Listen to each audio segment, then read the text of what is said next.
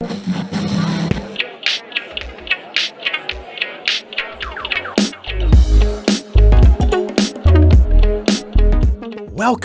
to Backseat Confessions Podcast. Slide into the backseat as we listen to mostly anonymous strangers tell us stories from their lives.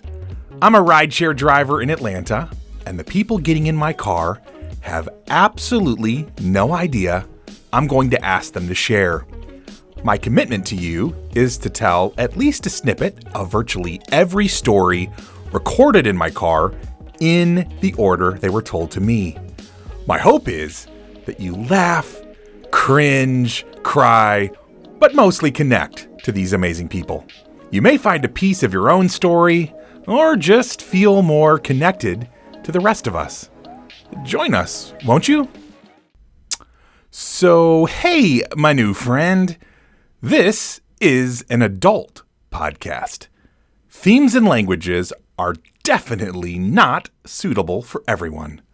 Listener discretion is advised.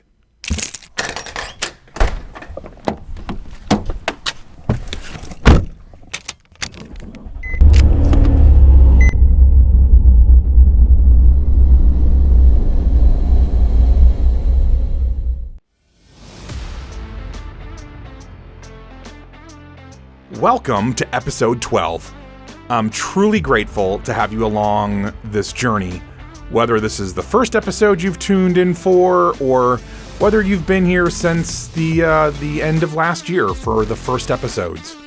I've discovered, as I often do, in putting an episode together, that there's a bit of a theme in the stories today. Unintentional, of course, because as you already know, I'm telling them in the order they were told to me, and there is no particular theme per se. But let's see if you can catch the same idea, the same theme that I feel like I have found by the time you reach the end. Also, in keeping with inviting you guys along the creative journey with me, I ask after one of the stories you'll hear today for feedback on a specific topic. But I realize now I'd love to hear your stories on anything noteworthy from your life. Send me an audio recording, either by email or you can DM me on the Instagram. Give me permission to share it, of course, change the names to protect privacy, all that stuff. And on my side, I'll try to come up with a cool way to share some of them in some upcoming episode. I would especially love if you told us about one of the BCP stories that has either touched, inspired, or reminded you of whatever it is that you'd like to share. So, anyways, my friend, let's hit the road. The random acts of kindness by a stranger. They're one of my favorite types of stories.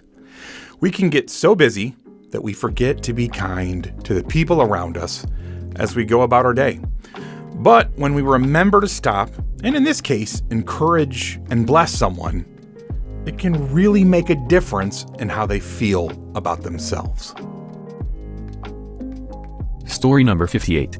Saturday, December 5th, 2020, 8:47 p.m.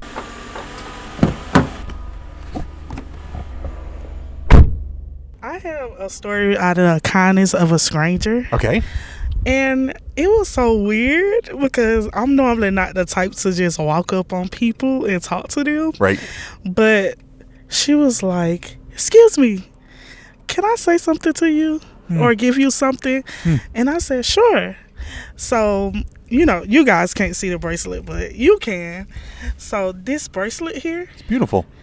It have a guardian angel on it. Yep. And she was like, "When you walked past me, your spirit was very well mannered." And I was like, "Can you explain that to me a little bit?" Yeah. She was like, "Whatever it is on you, like, you're just a happy and jolly person." Yeah. And I was like, you know what? I don't see that, but everybody that I meet says that. Oh, you have such a kindness and warmth about you, by the way. She was like, "I'm going to give you this bracelet with this guardian angel on you because somebody is covering you. I just don't know who it is. So it was kind of strange to me, Yeah. Just being a stranger, I'm like, dang, this is very strange. But when she grabbed me and hugged me and gave me the bracelet, it was like a cold spirit went over me. Ooh. And I was like, wow. Wait, so you felt internally cool or something? Yes, like she was very nice and sweet. When she hugged me, she prayed for me, and she gave me this bracelet and another bracelet. Wow. This one have a guardian angel on it, and the other one have like an angel with 2 spirits sitting on the side of it. And I was like, this is so sweet out of a person, because this been a tough year. Oh yeah. So for her to just walk up on me and give me something like that, that brings tears to somebody's eyes, because you're like, dang, right, she sees something that I don't see, but everybody else see it. And she actually brought it to my attention. So that story really that's amazing, touched me, because it's been a crazy 2020. Right. Like crazy. Yes. So when she gave me this, it made me feel so much better. It made me feel better as a person and how I feel about myself. That's what I was going to ask you.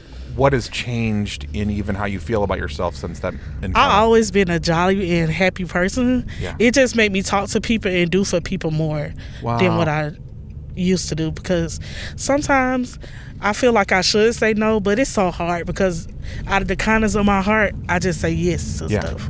So I think they gave me like an enlightening of myself. Like I was so happy the whole day. I was like, oh my God, like this lady, she just made my day. I love that. Wow. Random acts of kindness. Like it was so sweet and kind, but I loved it. That's beautiful. Thank you so much for sharing that. That's amazing. Thank you. Absolutely. There have been many times in my life where I was more intentional about going out of my way to speak something encouraging to a random person in a grocery store or wherever.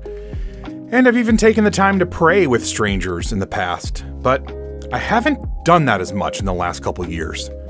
Some of it is because of life circumstances. Some of it is because of all the fear around the virus and proximity to people and all that. But after hearing this story, I'm inspired to start taking the time and making the effort again, even if it's just a little bit of effort. And it's like anything good that you do for someone else. It usually is us that end up feeling better about ourselves and our life when we take time to love others well. Well, we go from an inspirational story to a life lesson on if it seems too good to be true, it probably is. And I will say, I really hate it when people get taken advantage of in a scam. But in this case, I don't think there are any truly innocent people. Story number 59. Saturday, December 5th, 2020, 10:40 p.m.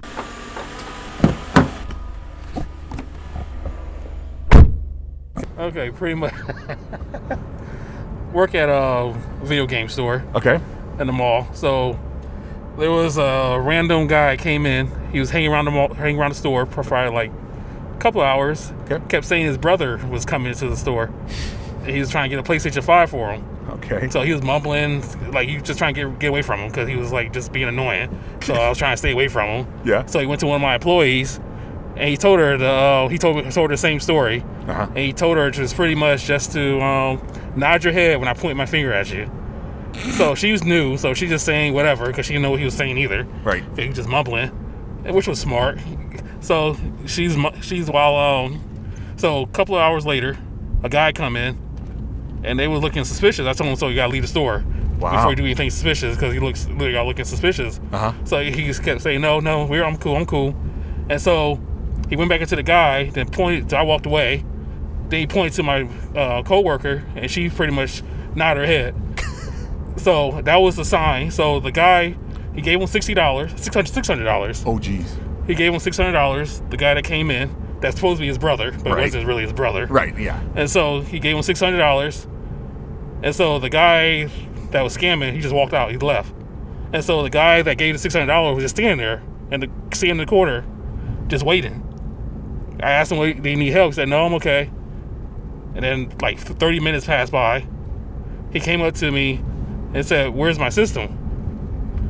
Oh. You know, I'm like, we don't have any systems. No. So okay. Then he said, well, I'm supposed to get a system right? Because she nodded her head. She just wanted to see me coming to the store.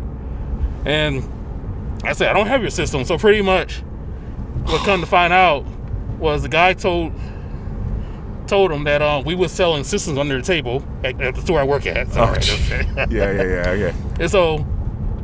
And so he was waiting. So she had to nod her head. He had to come in the store to see her. Oh no! And before we give him the system. So the guy left already. He was out $600. Oh no! I said, "You want to call the police?" He said, "No," because he was too embarrassed. Yeah. He said so. He lost $600 in a span of 20 minutes. Oh no! And it sounds like this dude was. Do I need to dial in here? Oh, crap. Sorry. No, you're good. I have a card. Oh, you do? Okay, cool. Oh man, poor guy. But like, yeah, that is. Yeah, so there's a lot of people scamming now. That's why this leads to shooting. Yep. Gosh, that's I don't know if you can reach it. Here, I have a card. That it's. I'll tell you what though. Normally, I feel really bad for people who get scammed. Yeah. But if you're going into a retail store and you think you're going to get something under the table, you're already a little bit shady yourself. Yeah. So, you know what I mean? People actually do that, though. People, even where I work at, they actually do that also. Really? Yeah, they should. Yeah. They'll sell stuff under the table? Yes. Okay. So then it's not like, okay, I was thinking that like was super rare. So it's apparently not that rare. One of my employees, well, not for employees, but co-workers from another store, he actually got fired because he was selling like little Lego figurines. Yeah. That we give away for free to kids. Yeah. Or when they buy a game. Yeah. When they buy games. Yep. We sell for free, but they online sell for $30, $40. Ah. So we get like 10 of them. So you can just sell them and make an extra under the table. Yeah. And we get codes and stuff. People sell codes. Always somebody's got to hustle. Yeah, so that's why I can see that. But like you said, kind of feel sorry for them, but you can't really. Oh, gosh. Well, thanks for sharing the story, man. Hey, that's a good idea. There's a lot of trite things I could say here. I could say that the guy who lost the $600 had it coming to him. I could say that if we all worked as hard at something productive as the scammer and scamee did on their swindle, they would be better off. I could say that when you rob a large, faceless corporation, even if it's just a little bit at a time, that the rest of us just end up paying for it in what the big corps love to call shrinkage costs. But I'm not going to say any of that because it's just, too predictable. It's low-hanging fruit. And, I'm better than that. Yeah, no, I feel good about keeping all that in and not being that guy. All right.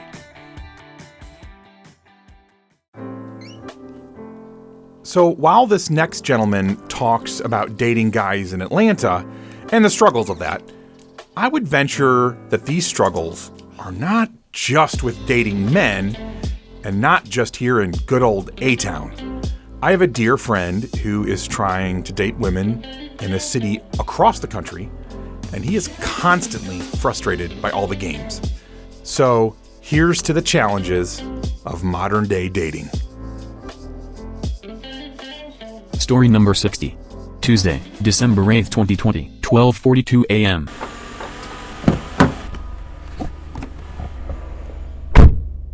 My story is how uniquely odd the gentlemen in Atlanta are. Okay, very good. And you were telling me earlier you're not from Atlanta, are you? I'm not. I actually moved from Tennessee. I was born in Chicago. Oh, my hometown. Love it. And once I moved here, at first I was married. Okay. And we kind of went our separate ways. Yes, sir. And so I tried to basically, just kind of, get myself familiar with the area, meet people with like and common interests. Yes, sir. And some of the guys that I met were just completely out of their mind. Okay. Give me some for instance. For instance, I had a guy, Yes, sir. and he was like, I don't, like whenever you meet someone and they just immediately want to jump into sex. Right. So you think about, okay, well, we'll get to know each other, Right. and go from there. Mm-hmm. The guy turns around, and then that becomes a thing of, it's like you're not interested. Oh. Then it turns around into a thing of where, whenever they weren't doing good within themselves, they would become very mean. Oof. Even though, you're still, being there for them whenever they're going through and everything like that. So there was an instance where I got into a car accident, and I had kind of needed a little help. But I think I had maybe 2 days left to go to work. So I said, well, since you have a car, I'll put gas in your car, and, you can just help me to get to work. Yeah. Before that, the guy was like, I want to really work on us. I really want to see, where we can go in this relationship. And the very next day, the guy came and he was like, hey, I think I'm going to go back to Mississippi. Do you think that you're just going to go to work early, or do you have another ride? And I'm like, no, sir. Clearly, you're going to drop me off at work, and I don't know what you're going to do after that. So the guy, he went back to Mississippi, and I guess he was living his very best life. He ended up texting me and calling me like maybe a couple weeks later, and his car was completely smashed into pieces. And I was like, I don't like to, wouldn't want to put the emphasis as that's how karma got you. But it's kind of like it's hanging out there. It's like, well, it's kind of like, you have to do right by people. If people are here trying to help you, then you can return the favor. For sure. Especially if a person is not doing anything to take away from you, but they're trying to do things to help you in life because you're not familiar with Georgia as well. Right. Do right by them. If something that they've done just isn't working or anything like that, then you basically say, well, it's not working, and you move along with your life. Yeah. So that's kind of one of my stories. But that was a very crazy story. Yeah.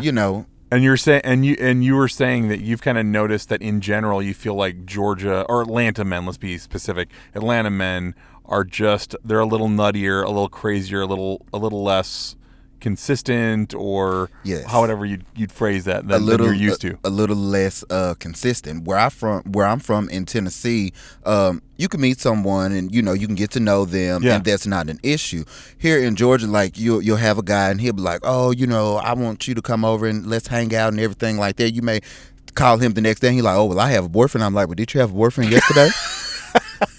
And I'm just kind of like, no, sir. So today you're in love and almost finna get married, right? And I'm like, it just kind of don't work like that. Like, that means that your feelings really are not into either person. Yeah. You're doing something I'm not even sure if it's beneficial for you. I think that you're just doing something just to be doing something. Yeah.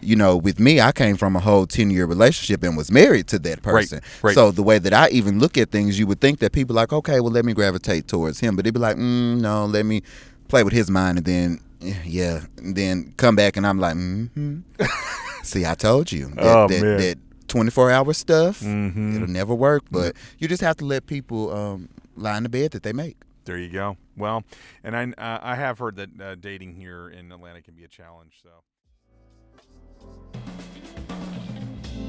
man, the dating games that get played. I mean, I can't say too much because I was in the dating world for several years, and I'm sure that some of the ladies would say I played games. Of course, I can rationalize what I was thinking and feeling, and even how my background affected the way I interacted with the world. But nevertheless, I know I was far from perfect. Yeah, I have mad sympathy for those in the dating game. It is not for the faint of heart. So this next writer continues the talk about relationship struggles. One of the things that I've personally loved about this BCP project is the power of people to surprise you. This lady was at least my age, but I think older. And just looked like a quiet, conservative lady. I literally would never have guessed that under her reserved exterior, she has a libido and was still out there getting it on. Hats off to you, my lady. Story number 61. Tuesday, December 8th, 2020, 1:56 a.m.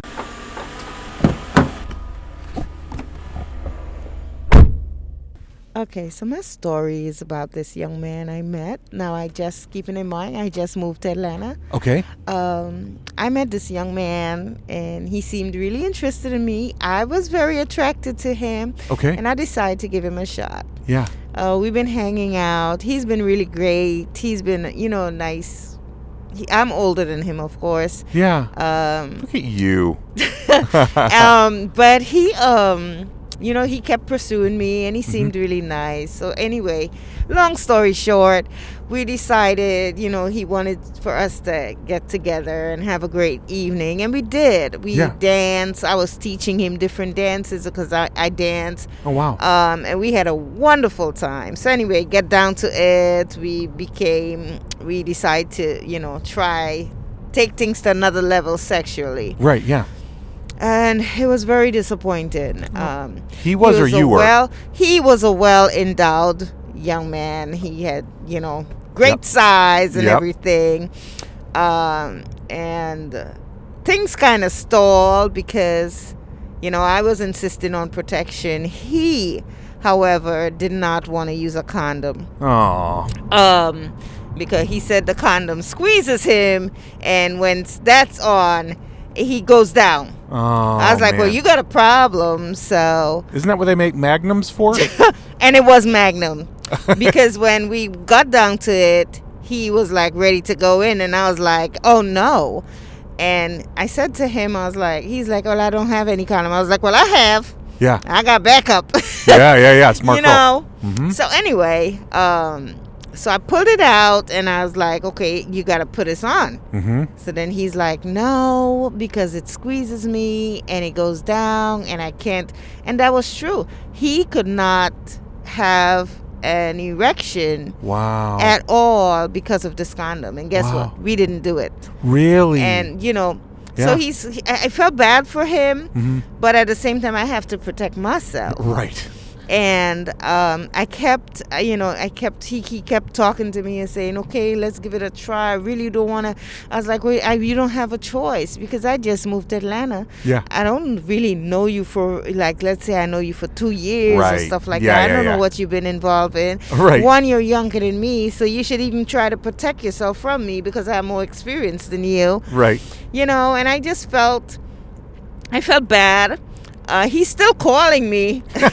I feel bad because I had to shut him down. Yeah. But it's for both our sakes. For sure. So basically that's my little, but I was all excited and, so wanted to get it on. Yeah. But he couldn't stand, he couldn't stay up, he couldn't do nothing. Wow. Because of this condom. That is interesting. But yeah, it was kind of embarrassing. So I keep asking myself a couple of times. I ask myself, maybe I should, but I can't do it. I can't bring myself to do it. Well, yeah, and that's the whole thing. If you don't feel safe, I mean, that is totally. You can't ask a woman to give of herself if she doesn't feel safe, right? You can't. Yeah. No. So, and then that's really just not on you at that point if he can't perform. It's a bummer, but it's not. It really isn't your fault at all. Now I had another case where I met this guy. We had an amazing time. Yeah, we used condoms. We probably did 10 rounds. Whoa! Wow! I need his secret. My God, he was amazing. Wow! But then I feel I don't want to be doing this type of stuff. There was one guy, but this was back in August. Okay. Yeah. This other guy was something recent. Gotcha.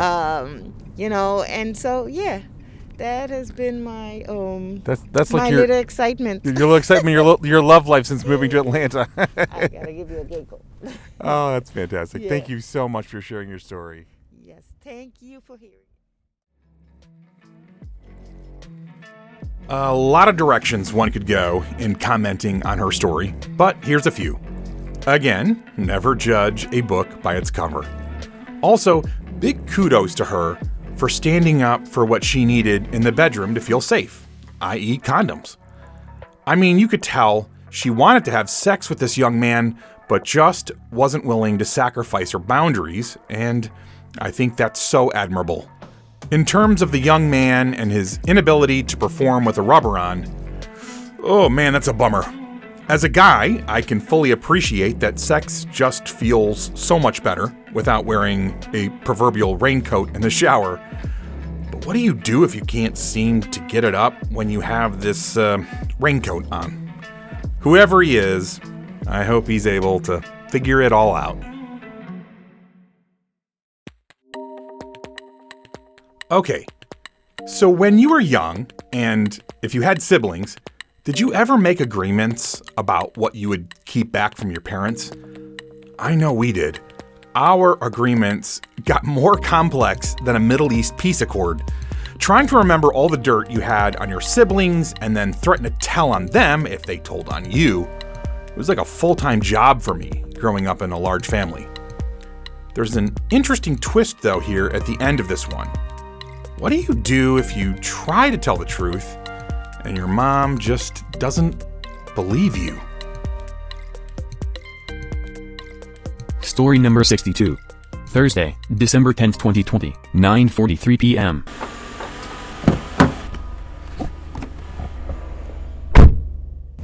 Okay, so we were very young. Our brother, who is 15 now, he was around 4 or 5 at the time. Okay. And we lived in this apartment complex that had a river behind the apartment. So we'd go there and explore, take our dog, put him in our book bags, and just walk and do whatever. It was just us, the 3 of us, the original 3 before my other siblings were born. So like the original 3 amigos. Yes, and so one day we were going on our regular walks and we decided to go across the river. Mm-hmm. There was no way to go across the river unless you walked on the logs of the trees that had fallen, right? Okay.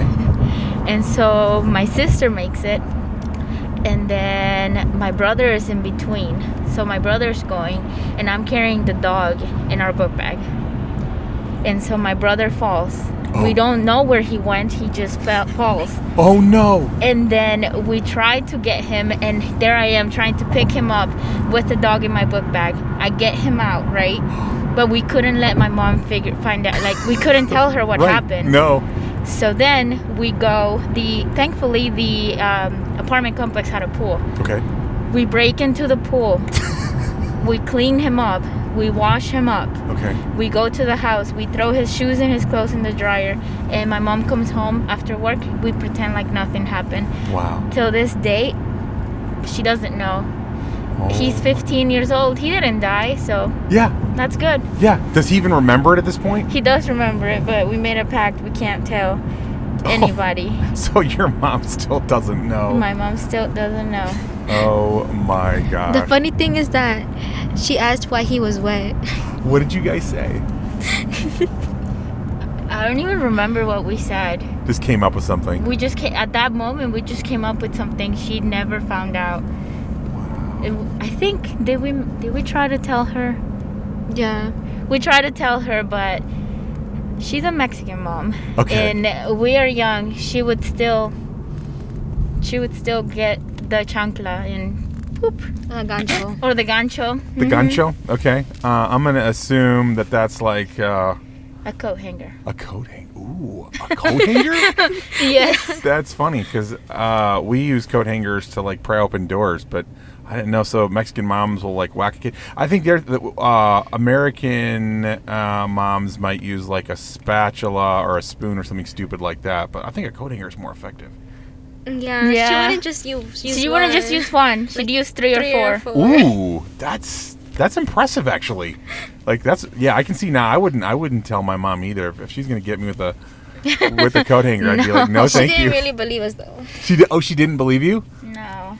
Oh, We tried to tell her, but I don't even know how it happened, but we tried to tell her and it was just like, you think I'm stupid? Oh, that's fantastic. Well, thanks for sharing your story. Thank you for giving us a nice ride. Oh, you're so welcome. By the way, I think we could all have some very interesting conversations around punishment and corporal punishment specifically. How were you disciplined growing up? Do you feel like it was helpful or not so much? Do you feel like your culture has different, punishment standards than others do? Send me an email or DM a voice memo to me about your experience. I would love to hear it and even share it with your permission, of course. Our last story for this episode is a good one to go out on, I think.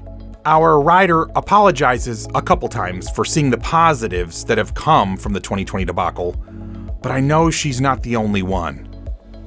And it has two common elements for this season: losing your job and dating. Also, there was some static on her mic, and I don't know why. So just bear with me through the imperfect audio to catch an all-round, pretty perfect story. Story number 63. Friday, December 11th, 2020, 12:47 a.m.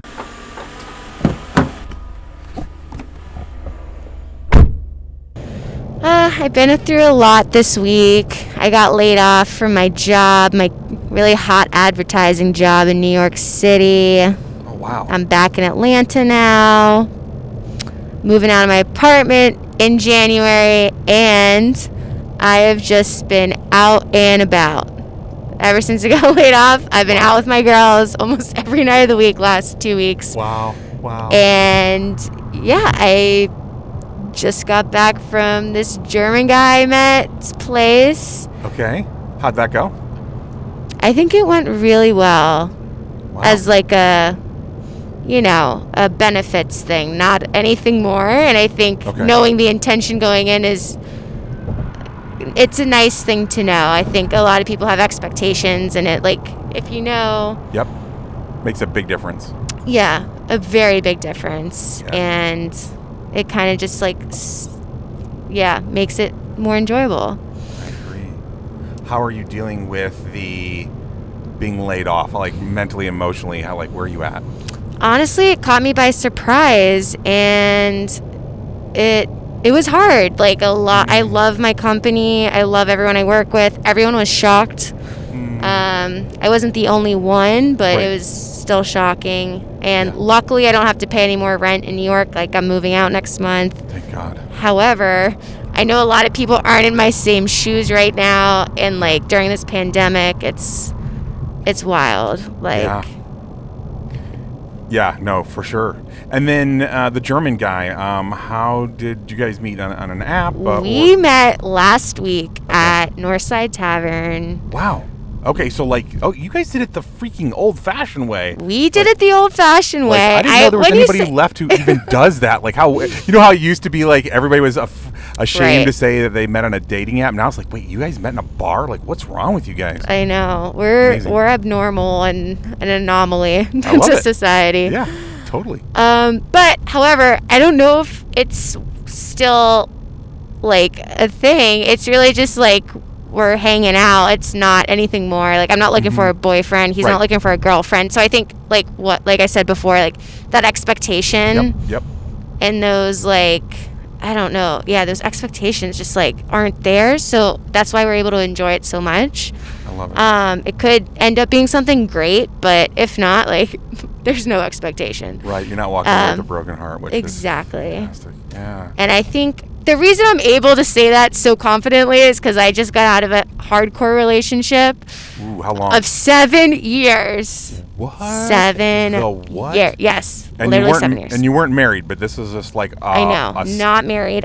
You're basically married at that point. I don't know. Whatever you call it, right? At 7 years. I mean, come on. I know. My parents were you're just an old married couple. And I was like, holy shit, I'm 25. I'm not a fucking old married couple. I almost died. I can't. So yeah, I changed my life, and honestly, being laid off was probably the best thing that's ever happened to me. I've really felt more young and alive than ever. I love that. That's fantastic. Yeah. And I don't want to say, I know a lot of people have had a really hard time, so But I will say this, and we're rolling up your driveway, so this is kind of the end, but I will say that along with the really hard stories and the really painful stuff and all that, so many people I know are saying, you know what, this season with all of the pain and all of the struggle, there's been a lot of really good things. It's kind of brought us back to like what's really important. So I don't know if you're feeling that at all, but it sounds like you're experiencing your own version of that. Yes, you're totally right. And yeah, it's a weird time, but luckily we're in Atlanta. I'm able to go out with friends and be safe, but also we're able to be more socially distant here than in New York, so I've been lucky. Yeah, and Atlanta's easily the most open city that I know of right now for COVID, so God bless Atlanta. Man, her thing on expectations is a life message. I mean, expectations can set you up for failure or success, and the circumstances can be exactly the same. So interesting that we have the power to tell our own selves what the narrative of the story that we're living is. In so many cases, whether we feel like a victim or like we're in the driver's seat of our own destiny, is partly determined by our expectations. This, my friends, is an ongoing lesson for me. Well, you may have noticed, like I did, that all of the stories this time around were about relationships to some degree or another. The first one being about how a stranger blessed our rider's life in their brief exchange. The second one is about strangers not really being good to each other. The third, about difficulties dating men in Atlanta. The fourth, about a lady wanting to get in on a nicely hung young man that just couldn't keep it up. The fifth story, about the relationships between siblings and parents. And our last story, involving not putting unnecessary pressure on a romantic relationship. And from our last rider, I want to take those lessons about losing her job and it ending up being a good thing to heart.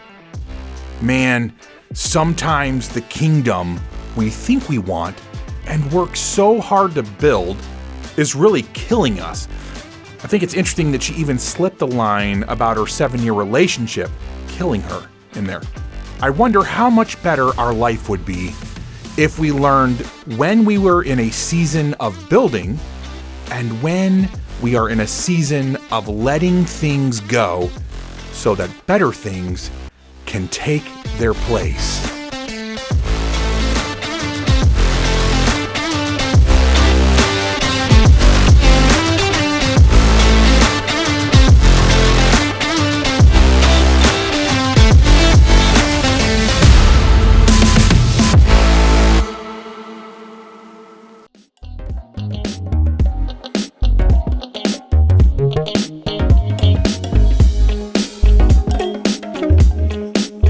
This is what happens when you are a rideshare driver in Atlanta and ask people for their stories. These weren't handpicked people with great stories. They just happened to get in my car and be gracious enough to share with all of us.